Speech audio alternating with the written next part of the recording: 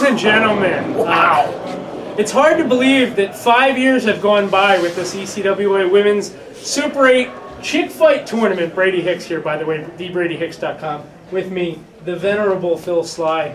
But my God, Phil, what a night. What an amazing night. New ECWA Women's Champion. How many times? 3 times it changed hands tonight, but it settled around the gorgeous waist of the blue-haired beauty, Quinn McKay. Wow. How many times do I have to say this every month? History being made once again. Yeah, oh my God. Tonight, 5th annual ECWA Women's Super 8 Chick Fight Tournament. Well, man, I am like spent, man. I know. I'll never spend. I know. Let's get into it. I mean, in the first round, we had Zoe Sky taking on Quinn McKay. Wait a minute. Let's just wait. Before we say anything, who was your pick to win this tournament? Nikki Adams. My pick was Gabby Ortiz, so. Well, you were wrong, too. And we both came. You were close, though. But you know what? I mean, these girls, my God, they gave it their all, Phil. I'll tell you what, man. You just said it. First round action, Zoe Sky took on Quinn McKay. Quinn McKay came out the victor. Then, the second match, who did we have? Well, we had Nikki Adams, and she was taking on Sammy Pandora. Now, we know Sammy quite well from the ECWA, obviously. You know, came up short a couple times for the Women's Championship, but she's like a perennial contender, and tonight I think she was looking to take a step up, you know, to really kind of grab that brass ring here in ECWA. Now let's also mention that was sort of a rematch of sorts from the very first annual Women's Super 8 Chick Fight Tournament, because both of those competitors were in the 2014 tournament. That's right. But in the end, it was Nikki Adams coming out the victor. Pure aggressiveness, such physicality, you know. My God. A different Nikki Adams than the last time we saw her in 2014. Well, what else did we have? Well, First round action. We had Gemma Cross on her birthday, no less. That's right. Yeah. The birthday girl taking on my pick, Gabby Ortiz. Man, at one point, Gemma Cross, I think, I thought it was kicked the teeth out of Gabby Ortiz's mouth at ringside there. Just very brutality. Close, but in the end, it was Gabby Ortiz coming out the winner. Yeah, and Monster Factory graduate kind of moved on, and absolutely incredible stuff. Now, here was the surprise, Phil. Here's where it got really interesting, because Marvelous Miss Jasmine tried every way she could to retain the women's title, including trying to get counted out or disqualified. But she was unable. And we actually had a surprising new ECWA Women's Champion. Scarlett, I want to hear you say it, because he's been messing up all night. Bordeaux. He said it right. What were you saying? I always say it bourgeois? right. Moron, you're the one that ruins You it. were like bourgeois. No, you see what I'm saying? I didn't say it. That's what he said. You're an idiot. Anyway, she won the world title, women's world title. First match in. I know. What happened? Oh, you want to talk? Well, What else happened? I'm thinking about Scarlett. I'm getting annoyed, dude. Can't do it all, dude. Somebody else says that around here. We had the ECWA women. We had the ECWA Tag Team Championship on the line, and I apologize.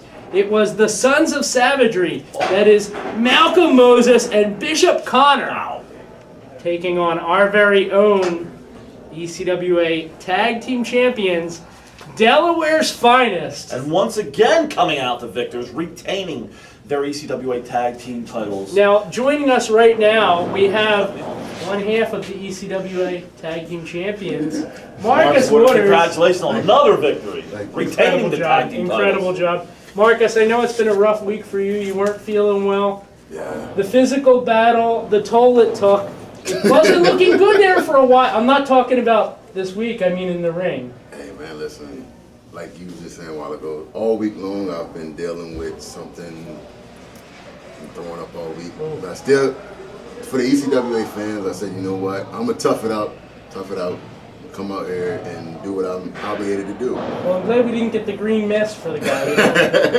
I mean, you know, listen, Kabuki. I mean, had I done that, had I done that, All right, we might would have went viral. You know, it's a thing now, right? Yeah. Yeah, we Throw up know. on your opponents? I know. You normally send me screenshots. You sent me the one, yeah. Absolutely. But what an incredible win. I mean, you guys, I just feel like they just keep stacking the... Now, obviously, there's not a huge ECWA tag team roster right now because they've been bringing in so many different teams trying to get a feel for it. but I feel like they keep stacking the deck against you guys. You know, the guys that we took on tonight, Sons of Savagery, I mean, right now, I just recently found out that they were recently signed to ROH. Ring of Honor, yeah. So that just lets you know like where it is that Delaware's finest rank up, because we just took on a team that's on the ROH roster and we just beat them. I know. So that's just letting you know what it is that you're getting every time you come to an ECWA show, that you got guys that stack up just with them. Sure. I mean, so incredible. I mean, I of course am a fan of you and Funky. I don't know about Brady. But anyway, we go to next month, April 20th, South Philadelphia's Men's Super 8 Legacy Edition. Has the boss or Joe Zanoli said anything about you and Funky? Like, are you guys going to be on the card? Who are you guys defending the tag titles with? Anything? Did they mention anything to you guys? I was told that we were on the card. We're definitely going to be there. We have to defend the titles. But as far as who, Joe said something on the ECWA Code Red podcast, but he didn't tell me who. He cryptic. Yeah, that's what I hate that his thing. stuff. Like he didn't tell me who, but he let me know that yeah, you are on the show. Oh, good. Did he do it in his mysterious voice, like we got somebody? Yeah, he did. He does that, right? Or was it like his Sorry, tired Joe. voice, which is a little bit... And then at the end, he said, "Brother." So with, That's my for like line. 5 hours, so he really meant it because he had it I all. thought that was Malcolm's line. So, Marlon's. what is wrong with you tonight, man? Oh, come on, man. I'm just riding the joy of getting to be in the ring with Quinn McKay. Oh my God! People are All right. stealing my lines. There's a low-life con man working here. What is going on in this His company? own mother called him a low-life con man. Like, can you imagine? That's horrible. You know you're a lowlife if your own mother said The that only to you. ones who don't call him that are the ones on his payroll. You realize that? Wait, you got paid? No, I'm just saying. I called him a... No, I didn't actually. You got to have to talk now. Anyway, what else? Well, Marcus, what did you think about the boss's chair tonight? Joel Blackheart. First of all, the boss's chair, probably the most horrible segment of the night, each and every month here at ECWA. Bringing He's out a bully. Joel Blackheart. Now, Chris Wilde came out to do commentary with us during the semifinal round of the women's tournament here tonight. Joel Blackheart and the boss himself kind of running down Chris Wilde. I told Chris, please don't get in the ring. Just let them talk, whatever they got to say. Chris Wilde couldn't take it anymore. Ran into the ring. Now, the last time we were here, Chris Wilde fired Joel Blackheart. Joel Blackheart kind of saying, no, he fired Chris Wilde here tonight. Chris Wilde jumps in the ring, grabs Joel Blackheart. All of a sudden, the Sons of Savagery made their way into the ring and kind of attacked Chris Wilde, paid off by Joel Blackheart. Joel Blackheart basically said, this is the return of Blackheart? Like, we don't know what's going on. I think now, Blackheart is back, is what he said. yeah, now you just mentioned that the Sons of Savagery have been signed. I mean, where's this going to lead? I mean, did you get a chance to talk to Chris Wilde in the back afterwards? I mean, I know he was shaken up, he was beat up. I didn't get a chance to see him, and when it was going down, I was actually in the middle of changing. That's the reason why I couldn't go run out there in my underwear. I mean, I could, but then it's charged for that. But if he's your friend, you run out there. I understand, but I mean, I'm not at that other promotion where it is that they do, the sex yeah, okay. I get it. You know. The mention I was that. gonna say, it's okay for Scarlett Bourgeois to run out in her underwear, but I mean... I'm kidding. I'm kidding. That's legit wrestling attire. Delaware sanctioned. But anyway, congratulations once again, retaining the ECWA Tag Team titles. You and Funky White Boy. Awesome match. Cannot wait to next month to see who you guys might take on this time. I got a question for you. Now, we saw you not that long ago in a stare down with the Briscoe brothers. So we know that you're on like people's radar and stuff like that. If you had to choose an opponent, a tag team, on the independent scene, not necessarily ECWA, is there anybody that you'd like to defend the titles against? The ultimate dream match would definitely be against Mark and Jay, because of the fact of, like, throughout the years, they've always grabbed me to the side and tell me, hey, I see you're doing this and do it like this and whatever, like throwing me different pointers. So I would definitely like to see where I stack up against them. But there's a tag team based out of, I think it's New York. You know what I'm talking about too. Oh, I know exactly who they are. you know exactly who I'm talking about too. Dan Mafia. Oh, and Sean Donovan. Donovan. Sent to slaughter. Sent to slaughter. That would definitely. Wow. Could you imagine them guys being ECW? You know who they are too. I know who they are. That's Jim McCross's trainer, actually. Yeah. I would definitely like to. Like when I talk to Joe and everybody else, I tell them, listen, like I don't care really who you put me there with, but I just want to see. I just want to know where I'm at on the totem pole. Sure. You know, so hopefully this year. Joe get it done. Hopefully this year, if a good friend of mine can get me on the top 500. Yeah, you got connections, dude. I mean, if not, we're gonna jump on Facebook and say, "Oh, the list is fake." Oh, no, trash. I feel like it's a work list. I don't know. I'm kidding. Marcus, I mean, the feeling on the independent scene is like the world is your oyster at this point. Like there's so much you can achieve. I mean, nothing but the best, man. Seriously. Yeah, definitely. And hopefully, like I said, next month, definitely want to see you and Funky White Boy once again retain your titles against. We don't care who. We just want to see you guys out there. Guys, always bring the fans to their feet. Have a good time. I used to dance, but then he yelled at me. You don't want to see that. Sounds funny. That's your town, right? That's right. Hometown. What are you doing? What? It's not enough room. You ruined every more room. What I tell Are you a bad guy again? I feel like you've been. I was never a all bad night. guy.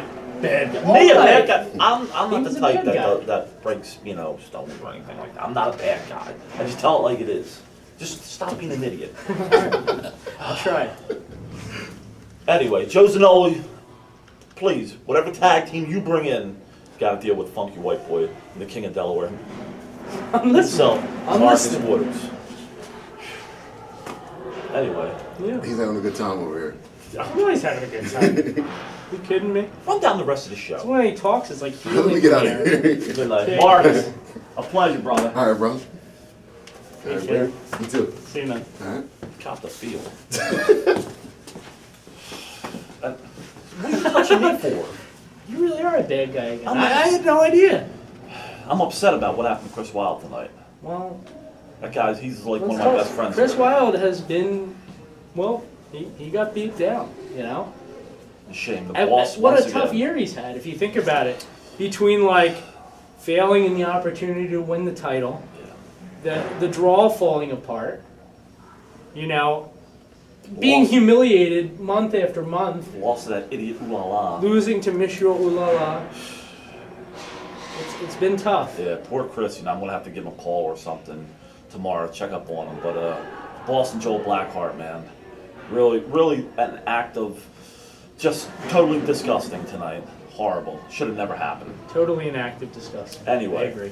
Let's go. Semi-final round. Semi-finals, we had Nikki Adams taking on Quinn.